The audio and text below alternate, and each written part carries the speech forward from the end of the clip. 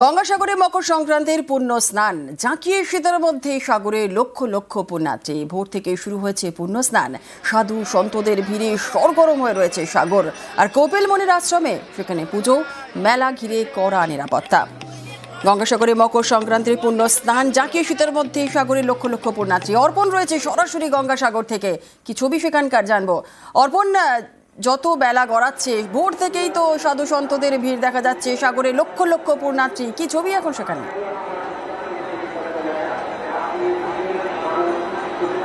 দেখো, 9 তারিখ থেকে স্নান শুরু হয়েছে এবং গতকাল রাত ভোর আমরা যে ছবি দেখিয়েছি, এখনো সকাল থেকে আমরা যে ছবি দেখাবো, মনোজকে বলবো একটু ছবিটা দেখানোর জন্য।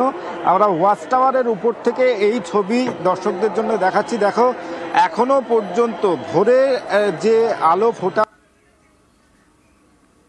যে গতকাল থেকে যে ছবিটা ছিল সেই ছবিটা কিন্তু সম্পূর্ণরূপে বদলে গিয়েছে, কারণ লাখো লাখো পুণ্যার্থী তারা এখন স্নানে ব্যস্ত এবং এই স্নান চলবে।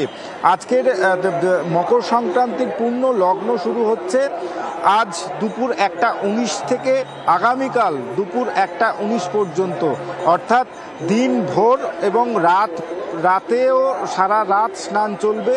এবং প্রশাসনের পক্ষ থেকে জানানো হয়েছে যে বিভিন্ন বাফার জোনে, যে বাবুঘাট থেকে আর কচুবেড়িয়া পর্যন্ত যে বাফার জোনগুলি 19টি বাফার জোন করা হয়েছে, সেখানে প্রচুর পুণ্যার্থী তাদেরকে বাস থামিয়ে থামিয়ে রাখা হয়েছে। কারণ একটাই, যে একসঙ্গে এই ভিড়ের চাপ গঙ্গাসাগরে তারা যদি ঠিক মতো না পৌঁছাতে পারে, সেই কারণেই কিন্তু ধীরে ধীরে তাদেরকে পাঠানো হচ্ছে। আর এই মুহূর্তে ছবি তোমাকে মনোজ দেখাচ্ছে যে সাগরের তট পুরো সম্পূর্ণ কিন্তু ভিড়ে ঠাসা এবং পুলিশ কর্মীদেরকে কিন্তু রীতিমতো বেগ পেতে হচ্ছে সেই ভিড় নিয়ন্ত্রণ করার জন্য।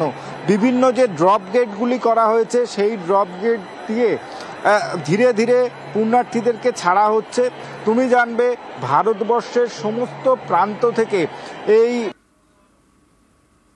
এবং তাদের একটাই লক্ষ্য মোক্ষ লাভের আশায় তারা দৈহিক শক্তি ক্ষয় করে তারা এখানে এসছেন। তারা জানাচ্ছেন যে এই সময়ে সাগরে ডুব দেওয়ার পর তাদের যে রীতি রয়েছে সেইগুলি তারা আচার পালন করার পর তারা ধীরে ধীরে ফিরে যাবেন। একেবারে আশাতেই পুণ্যার্থীরা হাজির হয়ে গেছেন। লক্ষ লক্ষ মানুষের ভিড়। গঙ্গাসাগরের মকর সংক্রান্তির পুণ্য স্নান দুপুর 1:19 থেকেই শুরু হবে সেই সন্ধিক্ষণ, এবং কাল দুপুর 1:19 পর্যন্ত চলবে। জাঁকিয়ে শীতের মধ্যে কিন্তু সাগরে লক্ষ লক্ষ পুণ্যার্থী। ভোর থেকেই শুরু পুণ্য স্নান। সাধু সন্তদের ভিড়ে সরগরম হয়ে রয়েছে সাগর।